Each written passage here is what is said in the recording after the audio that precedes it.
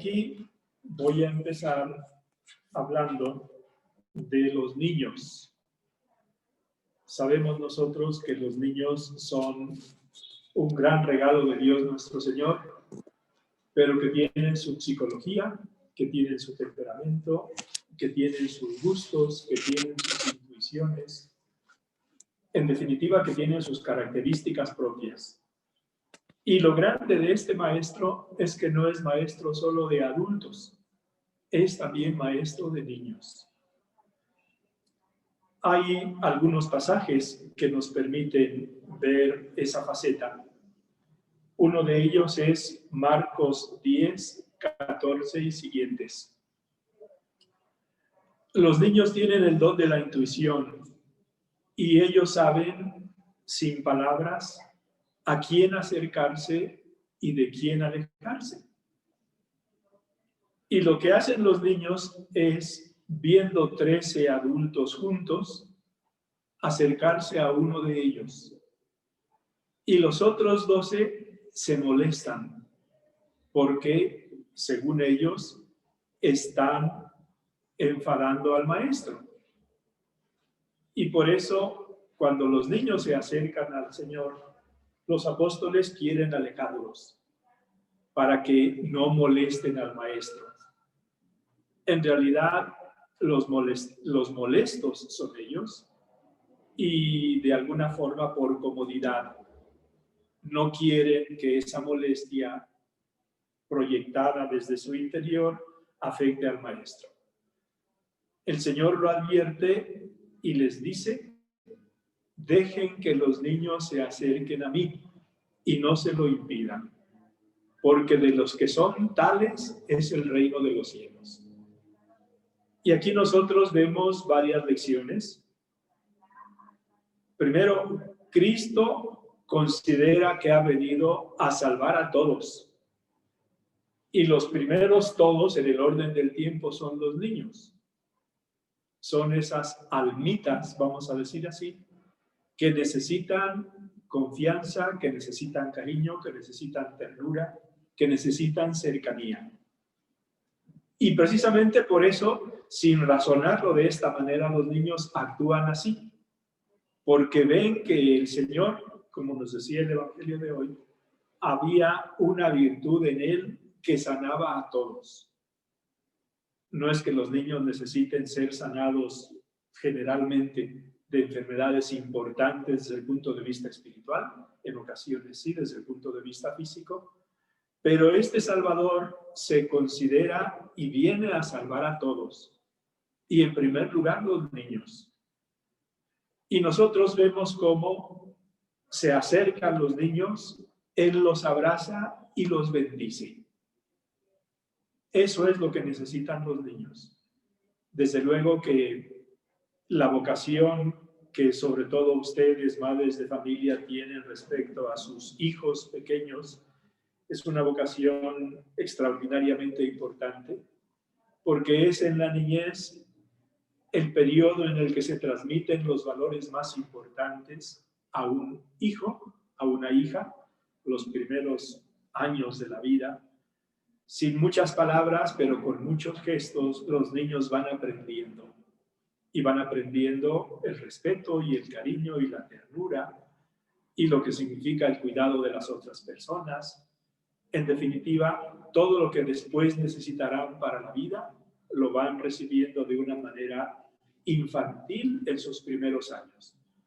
Y eso queda ahí grabado. Es una semilla extraordinariamente importante que en momentos posteriores de la vida, aunque en ocasiones no con las urgencias que nosotros tenemos, pero en momentos posteriores de la vida van a salir a flote los frutos de esa siembra.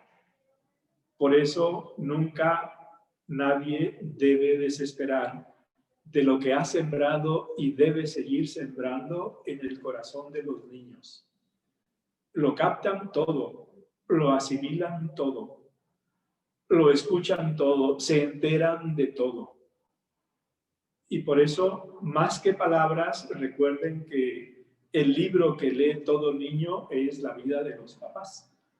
Aunque no lean libros, sí ciertamente leen la vida de los papás. Bueno, pues es en este contexto en el que la Sagrada Escritura nos presenta a Jesús, Salvador y formador de todos, también de los niños. Y da esta lección a esos adultos que se molestan por la presencia de los niños. Los niños no molestan. Su presencia es necesaria en ámbitos adultos. Y se puede hacer mucho bien a esos niños solo con permitirles acercarse y, como lo hace el Señor, abrazarlos y bendecirlos. Es un mensaje muy intuitivo, muy sencillo, muy esencial, que se recordará toda la vida. De aquí, por tanto, la importancia de cada uno de los gestos de ustedes, cada una de las palabras de ustedes, cada una de las actitudes que ustedes vayan teniendo con sus hijos. Por otro lado, recuerden que todos conservamos algo del niño que fuimos.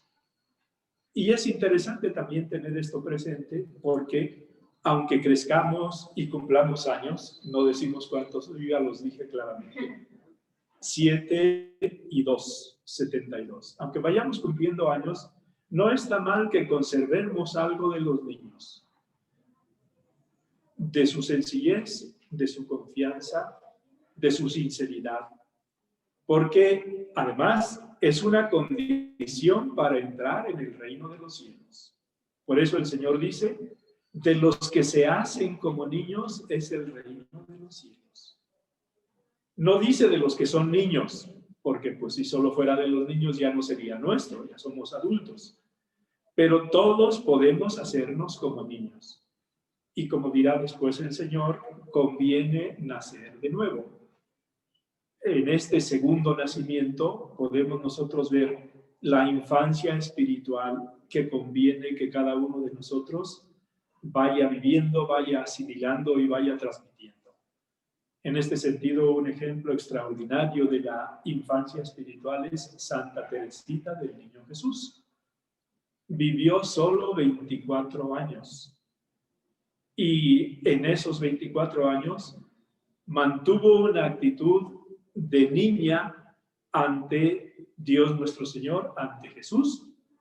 Ella, entre las distintas comparaciones que emplea para su relación con Dios nuestro Señor, en algún momento se compara con una pelotita en manos de Jesús. Y dice que le da lo mismo a efectos, dijéramos, de crecimiento espiritual, como reflexión de una adulta, que Jesús tenga en sus manos esa pelotita o que la deje en un rincón. Porque si la deja en un rincón, es una pelotita de Jesús. Y por tanto, nunca pierde de vista Jesús la relación que tiene con esa criatura pequeñita y redonda como es una pelotita. Ahora bien, este Cristo formador lo es también de jóvenes. De suyo podemos decir que todos los apóstoles en su momento inicial, cuando el Señor los llama, y en el Evangelio aparecía hoy el momento solemne en el que los llama, precedido por toda una noche de oración, pronunciado cada uno de los nombres de los llamados y posteriormente enviados. Son jóvenes.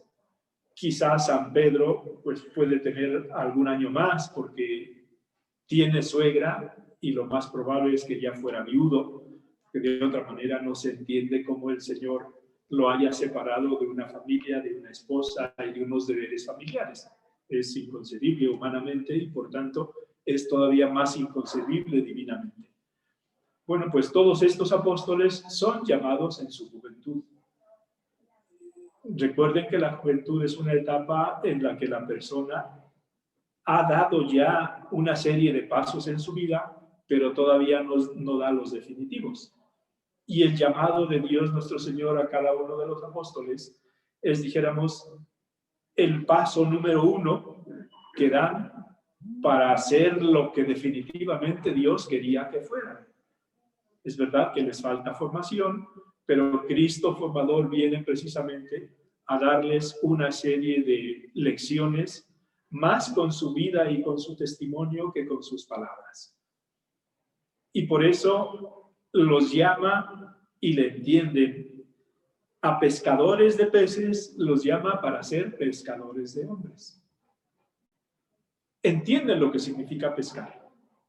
El mundo en el que han vivido es el mar de Galilea o el lago de Genesaret, como los distintos nombres que tiene. Pero lo que ellos hacen o han hecho con los peces, tendrán que hacerlo con los hombres. Y de alguna forma, la predicación que ellos irán extendiendo del reino de Dios nuestro Señor es la invitación a entrar a los peces del mundo, que son los hombres y las mujeres, en la red de la iglesia y en la red del evangelio. No en cuanto que puede aprisionar la libertad de las personas, sino a que hay una elección de Dios nuestro Señor en la que ellos libremente entran para que al final de los tiempos sean entre los elegidos que son puestos a la derecha para llegar al reino de Dios y entrar en él. Pero hay otro pasaje que es muy importante de la formación de un joven por parte de Cristo, y es la del joven rico. Voy a leer el texto porque voy a hacer algún comentario más. Lo podemos encontrar nosotros en Lucas 18, 27. Y dice así: cierto personaje le preguntó: Maestro bueno, ¿qué haré para alcanzar la vida eterna? Jesús le respondió: ¿por qué me llamas bueno? Nadie es bueno sino solo Dios. Ya sabes los preceptos: no adulterarás, no matarás, no robarás, no levantarás falsos testimonios, honra a tu padre y a tu madre. Le dijo él: todos estos preceptos los he guardado desde mi juventud. Oyendo esto, Jesús le dijo: aún te queda una cosa. Vende cuanto tienes y repártelo a los pobres, y tendrás un tesoro en el cielo. Y luego sígueme. Él, oyendo esto, se entristeció porque era muy rico. Viéndolo Jesús, dijo: qué difícilmente entrarán en el reino de Dios los que tienen riquezas. Porque es más fácil que un camello pase por el ojo de una aguja que el que un rico entre en el reino de Dios. Dijeron los que le oían: entonces, ¿quién podrá salvarse? Él le respondió: lo que es imposible a los hombres es posible para Dios. Ese es el texto evangélico. En general, la juventud es una etapa de la vida en la que uno está abierto a distintos horizontes, a diversas posibilidades y opciones, y en la que uno va haciendo las opciones que va eligiendo. Es una etapa de la vida en la que se está más abierto a ideales difíciles de alcanzar. Un ejemplo muy sencillo, pero muy real. Piensen, por ejemplo, en los jóvenes que quieren ser grandes deportistas y que quieren destacar en algún deporte, natación, fútbol o lo que sea. Son capaces de grandes esfuerzos por alcanzar ese ideal que se propone. Piensen, por ejemplo, en un nadador o en un clavadista que se prepara durante 4 años. Pueden ser 8 horas o más de entrenamiento diario durante 4 años para jugarse todo en 10 segundos o en 1 minuto que dura la carrera, o en 5 clavados. ¿Cómo son capaces de sacrificar amistades, descanso, pasatiempos, incluso familia, incluso nación, para ir a un determinado lugar donde saben que los preparan bien? Vemos nosotros cómo los jóvenes son capaces de grandes hechos por los ideales se va. Ha hecho cosas importantes, porque a esta pregunta inicial, ¿qué tengo que hacer para conseguir la vida eterna?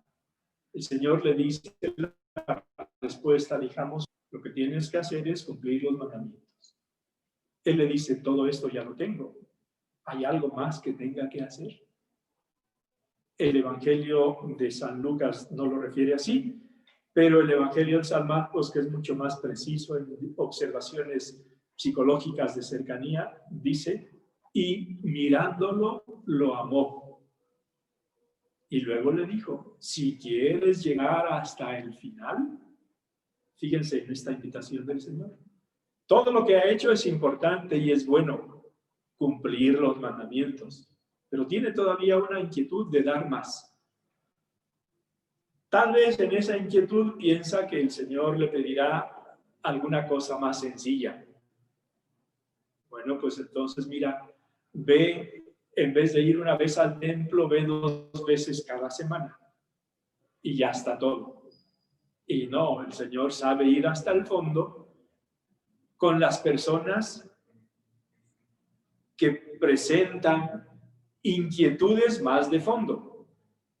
En otras palabras, el Señor sabe adaptar su mensaje, que es siempre de salvación y es siempre pleno, a la situación, a las circunstancias, a las inquietudes de las personas.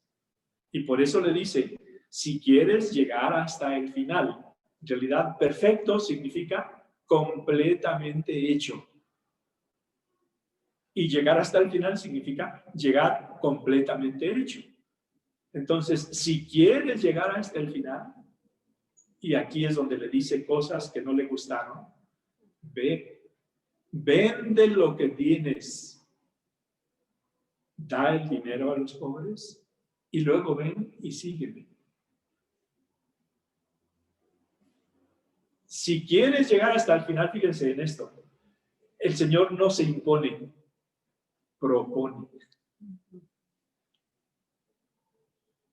No dice, tienes que hacer esto, ¿no? Si quieres llegar hasta el final, ahí está la condicional, y esa condicional se acepta si uno quiere, esa es la libertad humana. Si quieres llegar hasta el final, ve, no te quedes aquí conmigo, tienes cosas que hacer antes de venirte conmigo.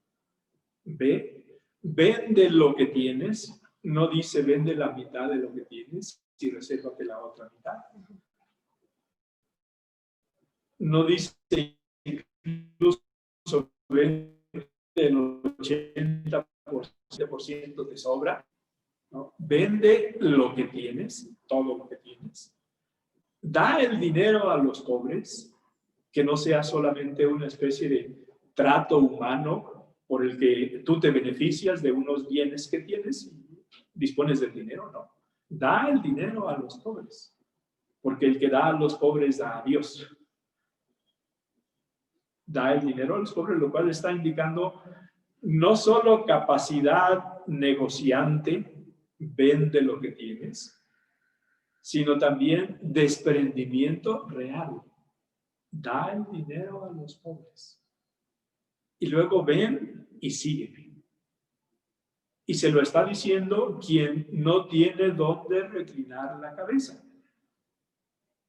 San Jerónimo decía, pobre en su nacimiento, más pobre en su vida pública, porque recuerden, nació donde ninguno de nosotros ha nacido, en una cueva, y tuvo como cuna un pesebre.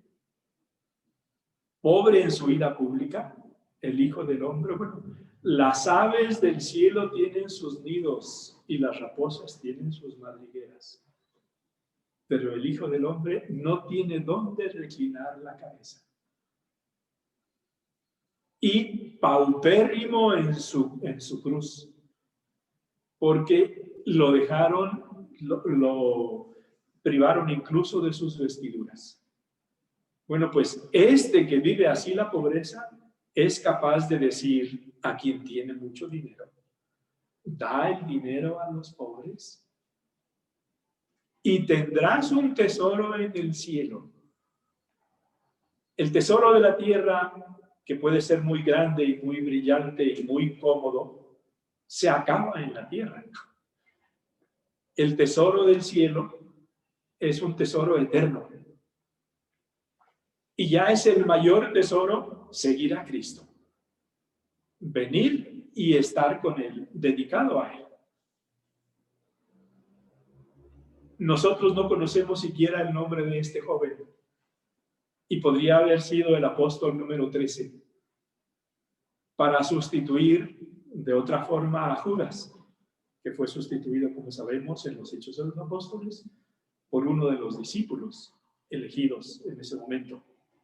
Pero entonces el Señor a un joven no le rebaja los ideales. No hace tratos con él. Le presenta lo que es el ideal del seguimiento de Cristo.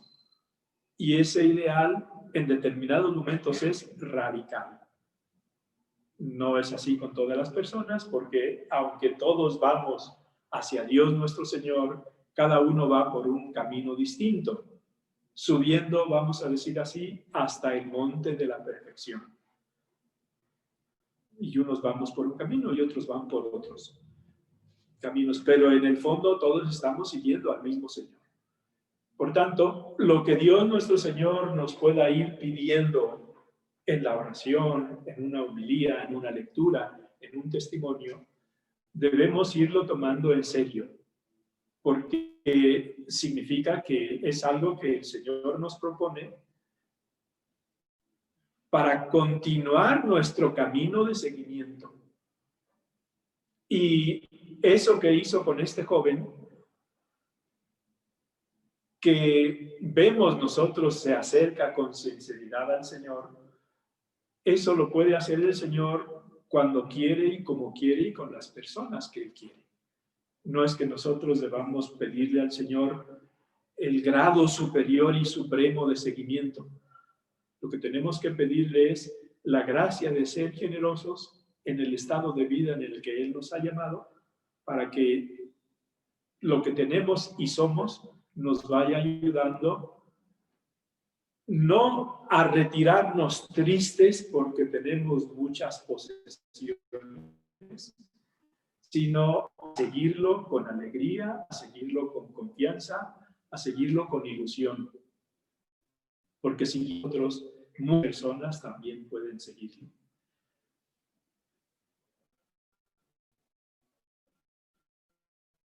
Esto de aplicaciones espiritual, dimensión apostólica, para que nuestros hijos no se vean, ¿cómo decir?, empobrecidos ni alejados porque nosotros no les pedimos algo más. Y para que nosotros, con la ayuda de la gracia de Dios, sepamos pedir un poquito más a nuestros hijos para que sean mejores. Porque esa es la juventud cuando están haciéndose y están haciendo las elecciones definitivas. Y que antes que pedírselo a ellos de palabra, lo hablemos con Dios sobre cada uno de ellos y sea sobre todo nuestro testimonio el que les pida más que nuestras palabras, porque es así como funcionan las personas y las decisiones de las personas. Ahora bien, el Señor viene también para salvar a los adultos y para formar a los adultos, niños, jóvenes, adultos. Y entre esos adultos, tal vez uno de los diálogos más enriquecedores es la cita que el Señor concede a un fariseo famoso que vive en Jerusalén, para que nos hagamos la idea de la realidad de Jerusalén. ¿Cuántos habitantes tiene Guadalajara? 5 millones, quizás con los suburbios 8 millones. Bueno, Jerusalén no era Guadalajara. Jerusalén era más bien en ese tiempo. ¿Cuántos habitantes tiene Ocotlán? ¿Alguien conoce? Sí, bueno, supongamos que quizás es demasiado grande. Jerusalén eran 2 kilómetros cuadrados. La ciudad antigua. Eso era la Jerusalén del tiempo del Señor. Y en una ciudad así podrían vivir 30, 40 mil habitantes. Entonces, no era difícil que siendo un fariseo famoso, lo conocieran prácticamente todos. No es lo mismo pedirle una cita al cardenal ahora, yo privado, que yo, Nicodemo, pedirle una cita al maestro, que en una ciudad pequeña, además amurallada, todos conocen las respiraciones de los demás, casi por decirlo. Entonces, esta persona famosa, que tenía una imagen ante los demás y que tenía un respeto y una fama y una honorabilidad, no quiso en público manifestar las inquietudes religiosas que tenía. Y le pide al Señor discreción. Y por eso una cita, y el Señor se la concede de noche, cuando ya no están trabajando, vamos a decir así, no horas laborables, y cuando cada uno está en su casa, para que vean cómo el Señor respeta, dijéramos, la intimidad de las personas. Y en esta cita que el Señor le concede de noche, que San Juan nos narra a lo largo de todo el capítulo 3, ocurrieron más cosas de las que nosotros tenemos ahí. Pero ahí tenemos suficientes cosas como para decirnos que el Señor, cuando atiende a una persona de estas características, o a cualquier persona o a las multitudes, no al valor. Su principal valor es la necesidad del alma que se le acerca al Señor para responder todas las inquietudes que va teniendo. Y entonces ahí se traba un diálogo entre Nicodemo con preguntas y el Señor con respuestas. Y ahí una de las respuestas más iluminadoras que da el Señor a este maestro de Israel, y así lo llama el Señor, le dice: conviene nacer de nuevo. Esa es una gran consigna que el Señor le da a este adulto maestro de Israel, que es un fariseo. Recuerden que el fariseo era, dijéramos, un doctor de la ley, poderoso también económicamente, pero que se creía de sangre azul, por decirlo de alguna manera, especial en todo, y que no se podía mezclar con la plebe, con el vulgo, con el pueblo. Es suyo una de las raíces que pueden iluminar el significado profundo de la palabra fariseo. Significa separado. Ellos se separaban de los demás, porque no eran como los demás. ¿Recuerdan la parábola del fariseo y del publicano cuando van al templo? El fariseo dice: gracias te doy, Señor, porque no soy como los demás hombres, ni como ese publicano. Ayuno 2 veces por semana. Se mandaba por ley una vez. Doy diezmo de todo. Ni soy demás, adúlteros, etcétera, todo lo que dice.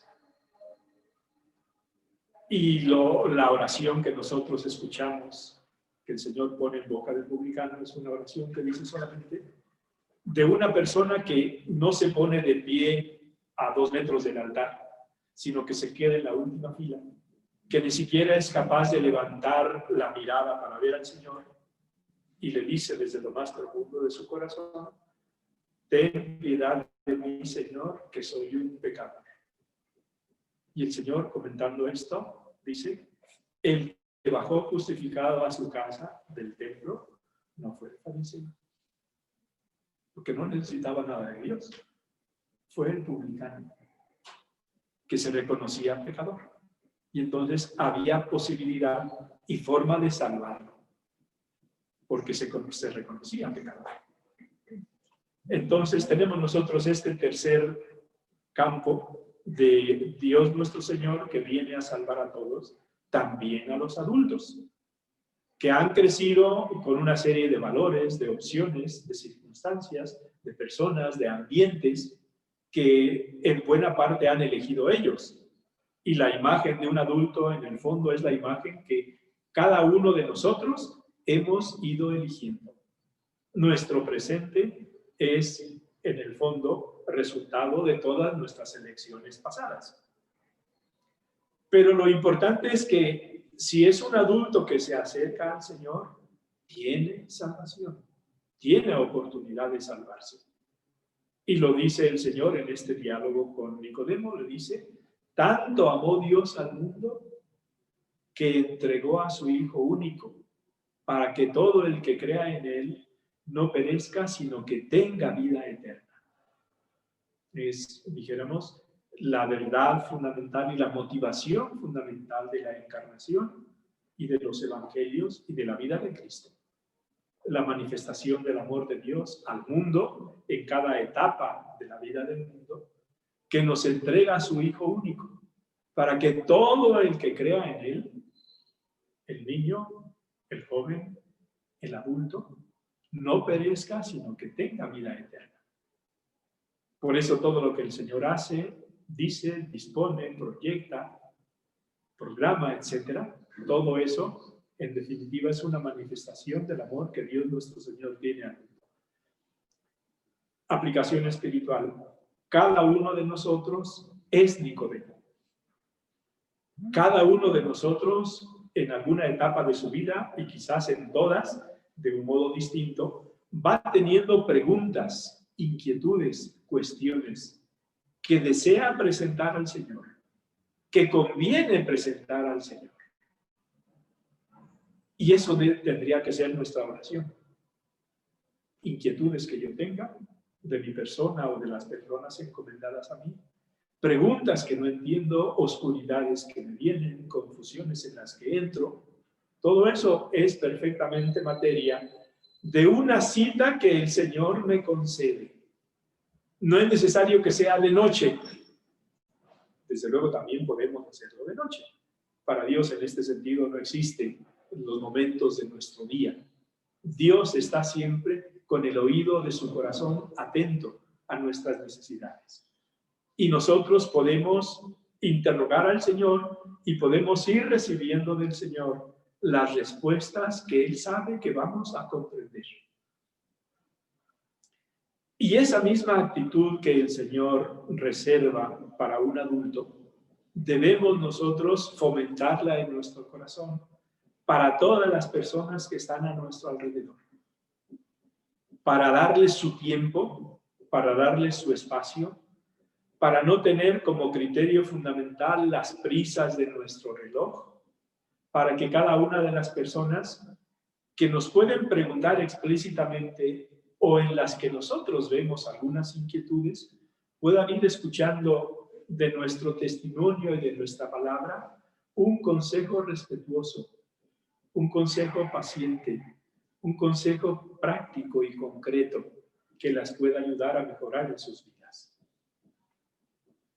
Además, tenemos nosotros también que el Señor, que vino a salvar a todos, da su tiempo a los ancianos. Aquí quisiera referirme a un pasaje, que es el pasaje del anciano Simeón. Lo encontramos en Lucas 2, 29 y siguientes. Este anciano es una persona que ha estado aguardando la venida del Señor durante toda su vida. El texto dice que tiene más de 80 años. Y que había recibido del Espíritu Santo la luz de que no vería la muerte antes de tener en sus brazos al Hijo de Dios. No sabemos cuándo se lo haya dicho el Espíritu Santo. Supongamos que se lo dijo a sus 40. Estuvo esperando más de 40 años ese momento. Y lo grande de todo es que Dios saca lo mejor de ese anciano cuando se coloca en sus brazos. Primero la esperanza, la fe en Dios, la capacidad de aguante durante 40 años, por decir un número. Y luego el reconocimiento en ese niño del Hijo de Dios. Y la oración de gratitud y de despedida. Ahora, Señor, según tu promesa, puedes dejar a tu siervo irse en paz, porque mis ojos han visto a tu Salvador, a quien has presentado ante todos los pueblos, luz para alumbrar a las naciones y gloria de tu pueblo Israel. Y es este pequeñín, que es Dios, el que está formando y sacando mejor de la persona de este anciano en el templo. Les decía que el Señor es Salvador universal. Y una parte de nuestro mundo es la parte de los adultos mayores, que van siendo más gracias a los avances de la ciencia, de la salud, etc. Hemos de saber que Dios nuestro Señor tiene también para cada uno de ellos un mensaje de enriquecimiento y de crecimiento también en ese momento, también en esa etapa. No sé si les comenté, pero yo el año pasado, hace un año, conocí a una tía mía que vive aquí, en Guadalajara. Va a cumplir este año 103 años. Y está plenamente lúcida y camina y se pone su collar y cocina. 103 años. Ninguno de nosotros puede decir que va a llegar a esa edad, pero llegar a esa edad con ese sentido de plenitud, de conciencia y de, vamos a decir, de autonomía es una auténtica gracia.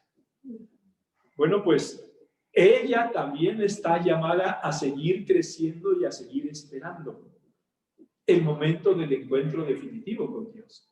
Y Dios nuestro Señor tiene también para cada una de las almas, también en esas avanzadísimas etapas de la vida, mensajes oportunos que son respuestas a preguntas de toda una vida y que van iluminando toda la vida. Y eso es el Señor, que tiene precisamente también estas respuestas y estos diálogos de salvación. Ahora, Señor, fíjense también en la lucidez y en la belleza y en la riqueza de esta oración. Según tu promesa, porque era el Espíritu Santo el que se lo había prometido, que no vería la muerte sin tener antes en sus brazos a Dios nuestro Señor, puedes dejar que tu siervo se vaya en paz. Y vean qué manera tan respetuosa de decir, de aludir a la muerte. Porque mis ojos han visto a tu Salvador. Esa promesa tuya se ha cumplido. A quien has presentado ante todos los pueblos. Presentándola en el templo era presentarla de alguna manera no solo a Dios, sino también al mundo. Y el mundo en la mente de Dios no era solo Jerusalén, no eran solo los judíos, que tristemente en el presente se consideran los únicos elegidos. Y todos los demás no somos ni dignos de ser mirados con respeto por ellos. Ante todos los pueblos. Y fíjense lo que dice de Jesús y que los judíos indebidamente se aplican a sí mismos. Luz para iluminar a las naciones, Jesús, no el pueblo judío. Y gloria de tu pueblo Israel, Jesús. Ahora bien, Jesús viene también a salvar de alguna manera a los guías espirituales del pueblo. Hemos hablado de edades, de etapas de la vida. Por supuesto están hombres y mujeres, indistintamente, porque todos somos personas humanas. Pero estos guías espirituales del pueblo son los sumos sacerdotes, son los fariseos y son los escribas. Dijéramos la parte cultural y religiosamente más cultivada. Y en ese sentido también la más necesitada de Dios y la más difícil. Más necesitada de Dios porque han reducido la religión a una serie de prácticas y tradiciones humanas, dando a esas prácticas y tradiciones humanas más importancia que a las tradiciones divinas. Porque, lo dice el Señor en el Sermón de la Montaña y en otros lugares, han sustituido las tradiciones divinas por tradiciones humanas. Y alude a distintas deformaciones en diversos mandamientos. Está muy claro para nosotros el cuarto mandamiento: honrarás a tu padre y a tu madre. Eso es lo que dice la alianza en las tablas de la ley. Pero los fariseos y los escribas y los sumos sacerdotes han ido buscando trucos para hacer su propia voluntad en beneficio suyo sin cumplir el cuarto mandamiento. Y por eso dicen que, y aquí está la deformación, lo que yo ofrezco a Dios en el templo queda completamente libre del mandato que yo tengo de cuidar, proteger y sostener a mis papás, a mis mayores. Entonces, este tipo de deformaciones las han ido haciendo a lo largo de siglos los guías espirituales de Israel. Y de suyo, cuando el Señor viene y nace y vive en Tierra Santa, pues en vez de encontrar el judaísmo basado en la primera alianza, que es la alianza del Sinaí, encuentra un rabinismo basado en las tradiciones de los guías religiosos, que han dejado en segundo lugar lo que es la voluntad de Dios y la ley de Dios nuestro Señor. Bueno, pues también a ellos viene a salvarlos el Señor. Y le resulta muy difícil. Y le resulta tan difícil porque primero creen los fariseos y los rabinos, normalmente eran fariseos o escribas, que la única versión auténtica de la religiosidad judía la tienen ellos y no la palabra de Dios. Por eso les recuerdo que para un judío de estas características, no todos los libros que son revelados, que son palabra de Dios, tienen la misma importancia. Ellos, de un modo equivocado, dan mayor importancia solo a los 5 primeros libros de la Biblia, que son nuestro Pentateuco y que ellos llaman Torá, que es la ley. Y lo hacen así porque consideran que son los libros que explican la elección, la liberación de la esclavitud y, dijéramos, el cumplimiento de la promesa de Yahvé de llevarlos a una tierra prometida. Y ahí cierran todo.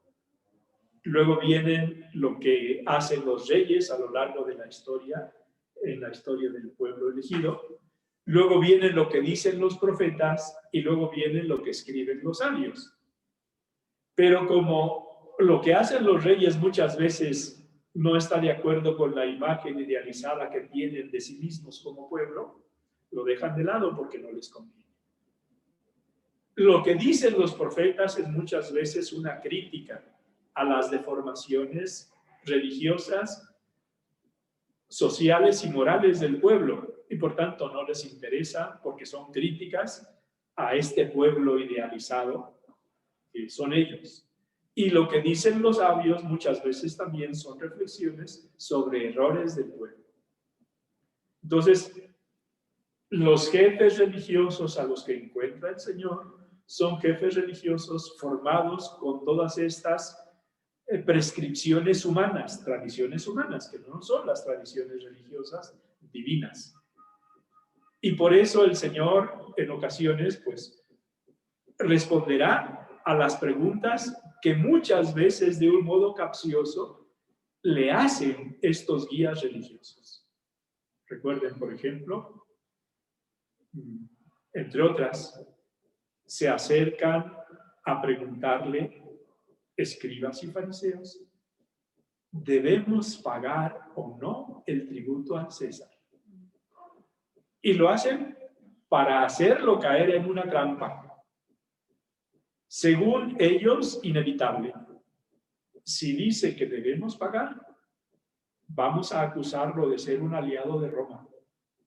Por tanto, está contra todas las tradiciones religiosas judías, que no reconocen ningún César sino a Dios.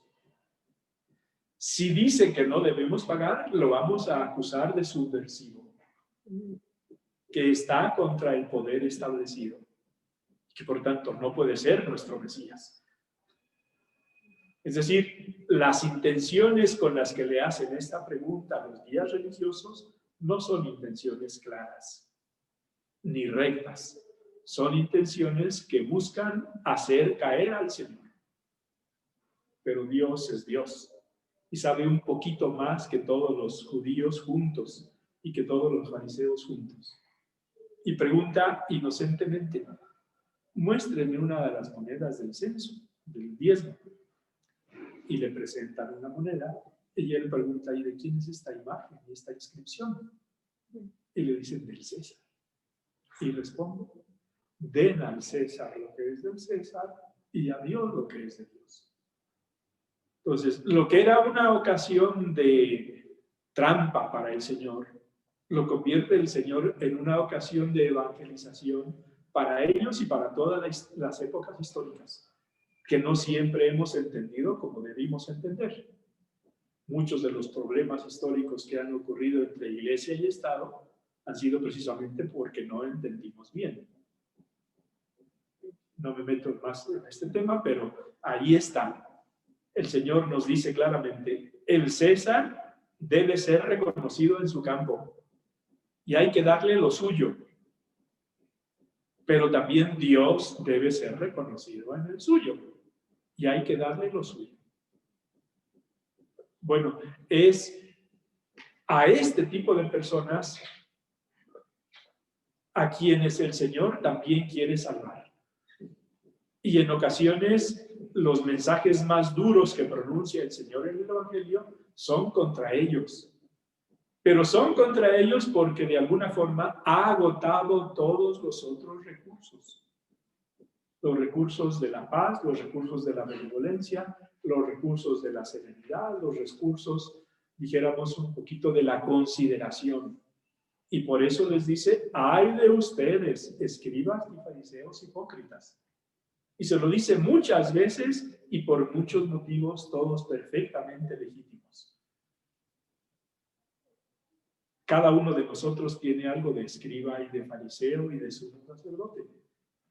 Hay que pedirle a Dios nuestro Señor que reconozcamos esas partes y que nos dejemos curar por esas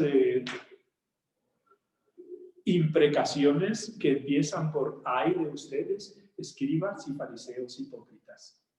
Y si advertimos algo de esto en otras personas, no lo señalemos con el dedo. Pidamos por ellos, para que Dios nuestro Señor, que vino a salvarnos a todos, dé a cada uno las posibilidades, los momentos, las oportunidades, que todas ellas son gracias que necesitamos para volver a sus manos.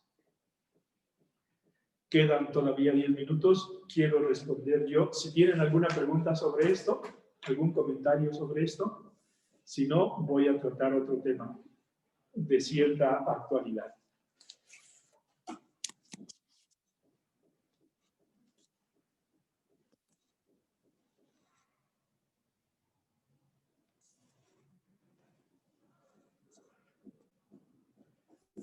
Entonces, el tema que voy a tratar es el siguiente. Recuerdan ustedes que recientemente la prensa sacó con titulares muy de primer plano la opinión del Papa sobre los homosexuales.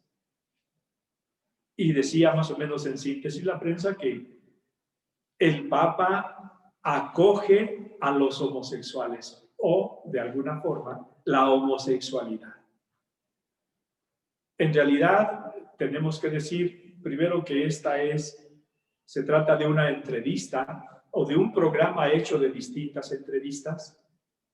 Una parte de esas entrevistas recoge algo que Valentina Alasraqui había comentado en una entrevista que le concedió el Papa hace más de un año, si no recuerdo mal, en mayo de 2019, y que no habían editado en la presentación definitiva de esta entrevista. Pero lo que el Papa dice ahí no es que acoge a los homosexuales, es decir, que está de acuerdo con la conducta homosexual. Lo que el Papa dice es que un homosexual no debe ser rechazado por ser homosexual, primero. Segundo, que un homosexual debe ser acogido en su familia y nunca ser rechazado por este tipo de situación que está viviendo.